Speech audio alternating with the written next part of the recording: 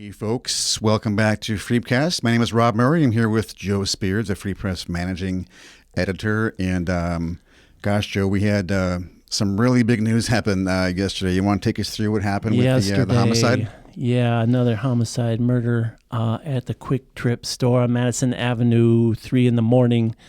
Really sad case. A longtime worker there, by all accounts, a very nice guy, happy all the time, was stabbed to death by another individual who was known to the store, and so was easily and quickly apprehended by officials by like 6 a.m. in the morning. Interesting how this story comes to us, though. Tim Crone is our early morning guy, so he's usually on duty by 7:30, but he got a call from the city public relations person, Paul David, and he just said, "Hey, here's what's going on.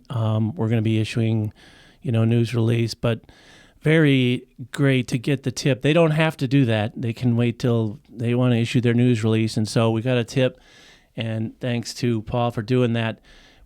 Tim went up to the station and got a photo. It was still dark out at 6:15, so that's why you see the dark photo. But so then we got the basic information, and then Brian Arla, our crime reporter, was coming in and following up, and we saw something on Facebook where the victim's girlfriend wanted to talk and tell what kind of a person the victim was. That's a really rare development in any story like this, that somebody is just all over social media wanting to tell something about the victim that they want people to know about them. And I think she was prompted because she was like, people chimed in as soon as we had the story online, like they always do, various comments, good or bad. A lot of them were, sorry for your loss and that sort of thing, and that's great. But I think she said something to Brian like, I don't want him to just be a newspaper story or a story without any face behind it. And so Brian called her, promptly, and she was very willing to talk to us about her loved one. And, he liked sports. He liked Vikings. He always had a smile on his face. I mean, working Kwik Trip at 3 a.m., it's got to be a special person.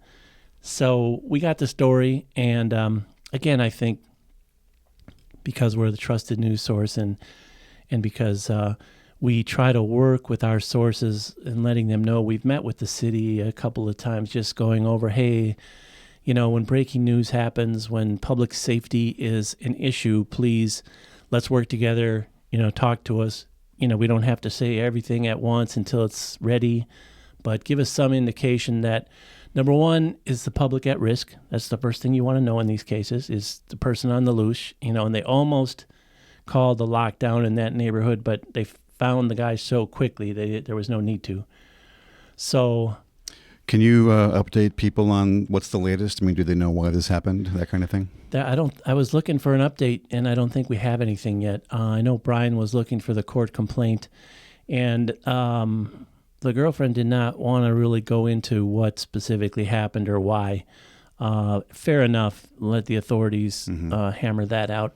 But again, it's a story we'll follow, every hour that we can, and with updates. And I'm sure we're waiting for a court complaint. In fact, I haven't looked at our website in the last couple of hours. Maybe we already have it.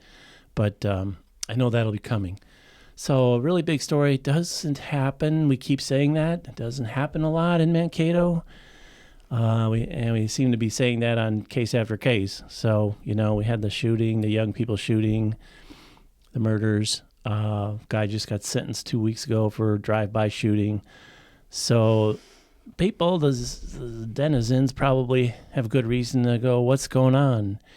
And again, there's been more homicides than we normally see.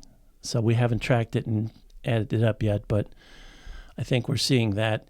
And it's just, a weird random thing like this in a convenience store. Again, I can't think of the last time something like this happened. Well, we hope it's, I guess we hope one way or the other. We don't know if it's random. It might have been targeted. But before we go any further, we probably should mention that the sponsor of this podcast is Minnesota Valley Federal Credit Union. right here in Mankato. Yes. Fine folks over there. Yes. If you're getting something out of this, thank them.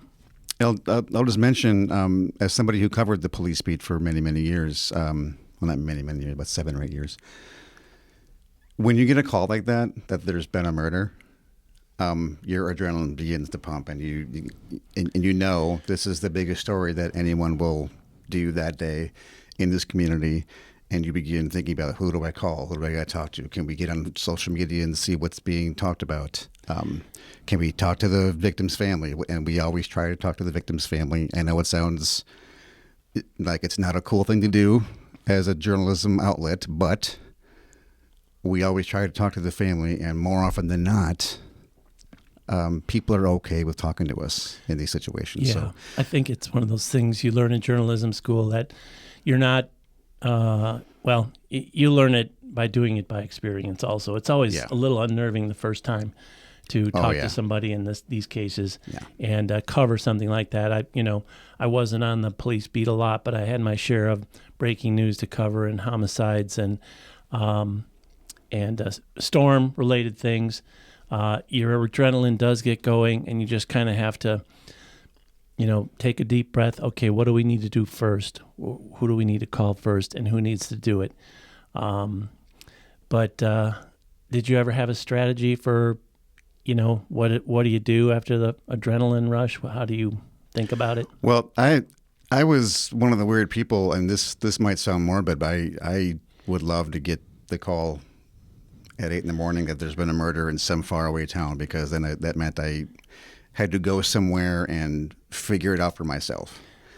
And that means talking to people. There's usually no other reporters out there because it's in the middle of nowhere, and you have that chance to see what you can do on your own. Yeah. You have the odds are against you. You have to figure out everything on your own in a short amount of time. And it's tough getting people to talk sometimes. Did you ever have an opening line of how you get people to talk? My MO in any situation was to just come across as non-threatening and dumb. And if you don't want to talk to me, that's fine. I'm going to walk away right now. This is what I'm here for. But what I've found and what this victim in this case said is exactly what we want to do. Most of us have been in this newsroom for a long time. We're not here to sell newspapers. We're here to do a job, to tell good stories, to keep the public informed about what's going on. And in these cases, you want to be able to tell the public a little bit about the victim, who they were. And in this person's words, make them not just a newspaper story. Absolutely. So she understood that. I think a lot of folks do understand it. There is some people who think we are vultures and we're just trying to, get a headline or get a big scoop or whatever. That's not the case. I mean, we do sell newspapers. That's what we do here. But when the reporter's out there on the beat on this kind of a story, that's not anywhere in their mind. They just want to tell the readers what's going on. Right. I don't ever think I've ever run into a reporter who said, "Oh, we're going to sell some more newspapers with this. Let's go do it." Probably the last thing on their mind. Yeah. But and Brian had an interview with the previous murder case victim wife as well. Do you remember that one? The shooting downtown that's right. here. Yep. And then we later talked with her, the same kind of thing. People want to, but it's a little unsettling, the rise in gun violence, it seems like. And if there's not an actual rise, there's a perceived rise, I think. So people just have to try to go to reliable sources of information. That's what we try to be in these cases. So that's what else is going on here, well, Joe? the sports is big talk about the sports, and we were supposed to get our state tournament blizzard today. Not happening. We averted disaster. What a deal. East boys basketball, very strong game, opening game yesterday. I won by a large margin. Waseca, who is undefeated, had to come back in a closer game and almost got upset by the 7th seed. East is the number 1 seed. I believe Waseca in their class is number 2. So both teams won. Yes. They're opening round. Okay. Yes, and the next games are Thursday, I believe. And again, fun basketball to watch. But Sports and Mavs won outright into the NCAA tournament because they beat Bemidji, and that would have led them to the championship game for the conference playoff. But St. Thomas was the opponent in that championship game, and they do not qualify for the NCAA because they're a new entrant into the league. They don't qualify for a couple of years. So that game last Friday came down to who gets into the NCAA. So it was more important, and they just found out about it like when the game started. So I know that we had a report. Mavs didn't want to know who won the game. They just wanted to play their game and win. Yeah, the players said they didn't know. I'm not sure I believe it. Yeah. Maybe they did. Maybe I'm they not did. sure. Maybe some. So how do you feel did. about this? What should be their approach going into this game this weekend against St. Thomas? Do you rest all your best players? I've never been a fan of resting people. I just think it gives their body a break, and it also gives their mind a break, which is not always great because you got to be in the mindset of playing the game when you're at the height of your season. You got to think about winning. You got to think about what you're going to do. I just think it's too much of a break, and I would just go and play that game like it's the championship. I would play it as hard as I could. Well, the other thing about that is if they don't win, it's going to look to a lot of folks like they don't deserve to be in the tournament. Right. Yeah. So maybe they have the extra incentive to win for that reason. I would think so. And they're at home and they can carry the cup around the rink. They're going to get the Mason Cup. And there's a lot of, hopefully there'll be a standing room only crowd, a packed house. And that's always fun to play in front of as well. Well, and because they're playing St. Thomas, a lot of those folks are going to come Right. down from the Twin Cities. So I I would think it's going to be a really good atmosphere. A rivalry. Yeah, you're going to get a lot of people hopefully filling up hotels from the Twin Cities or whatever. I guess you could drive back too. It's only an hour and a half. But Yeah. that'll be an exciting game in the sports realm. We had another kind of small town hardware store go out of business, Lake Crystal. The Ace Hardware there calling it quits. As we had the Ace Hardware in St. Peter calling it quits. So it's interesting just talking to the owner. He said, we haven't been making money for a couple years, and it's really hard to just, take a loan out and try it again. Said it just isn't working. And, of course, for people who live in those small towns, it's a super convenient place to go, and now they don't have that, and they'll have to go to Mankato or do some driving, whatever. But it's kind of sad to see another small town hardware. I think that's so. In addition to St. Peter and now Lake Crystal, didn't we lose? There was an Ace Hardware in Mankato that we lost. Well, that was a few years ago. That was the one up by Belmar in Belmar Mall. Yeah.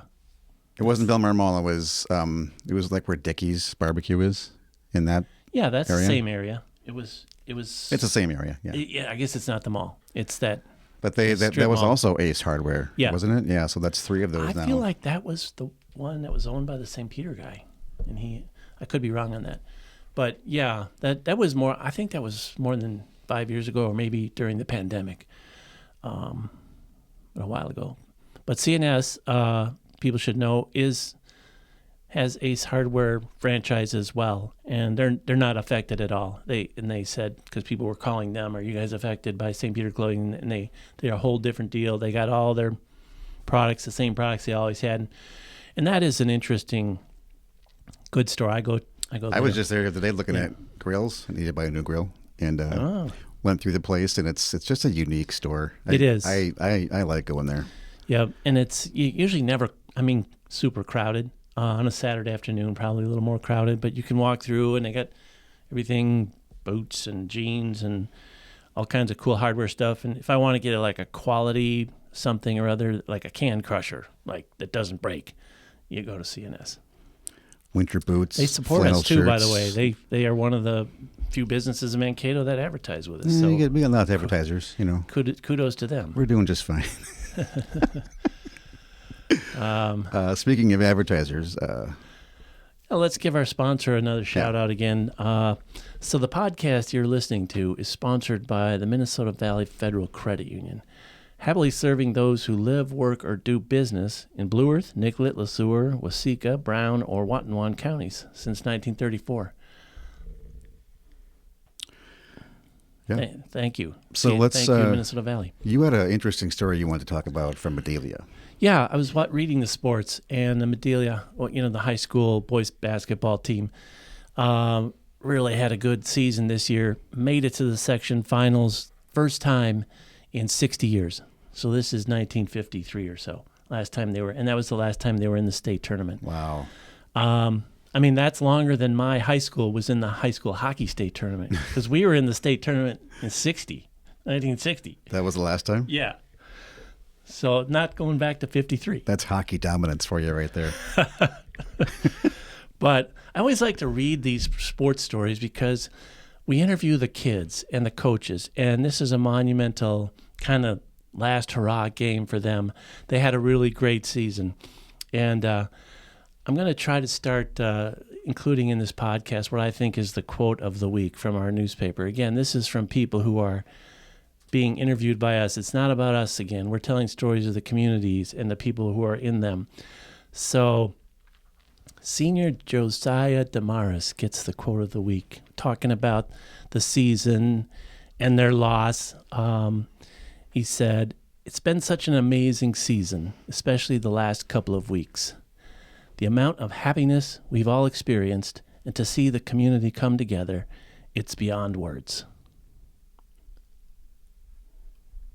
Very cool. Excellent words by Mr. Damaris. I was just pulling up that story here. It's, a nice way to end that piece. Well done by Chad. That was written by Chad? Yep. Okay. Good deal. I don't know if there's a lot of other news we need to talk about. Things to note, I guess.